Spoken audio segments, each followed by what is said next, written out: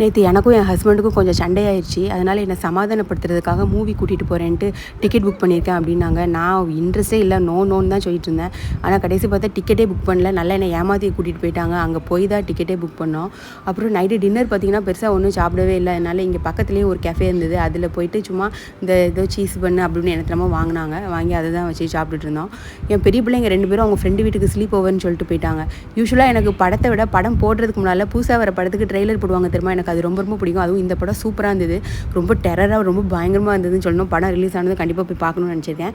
இப்போ நாங்கள் பார்த்த படம் என்ன அப்படின்னா, விஜய் சேதுபதி அவங்க நடித்த படம் தான் மகாராஜா அப்படின்னு சொல்லிட்டு. எனக்கு கதையை வந்து கெஸ்ஸே பண்ண முடியல, என்னவாக இருக்கும் அப்படின்ட்டு. அந்தளவுக்கு சூப்பராக இருந்தது அப்படின்னு தான் சொல்லுவேன். ஃபஸ்ட் ஹாஃப் கொஞ்சம் ஸ்லோவாக தான் இருந்தது, செகண்ட் ஹாஃப் தான் ரொம்ப நல்லா இருந்தது. அதுவும் கிளைமேக்ஸ்லாம் கண்ணில் கண்ணீரே வர மாதிரி இருந்தது. எமோஷனல் அப்படி கட்டுப்படுத்திட்டு தான் எல்லோரும் உட்காந்துருந்தாங்க அப்படின்னே சொல்லணும்.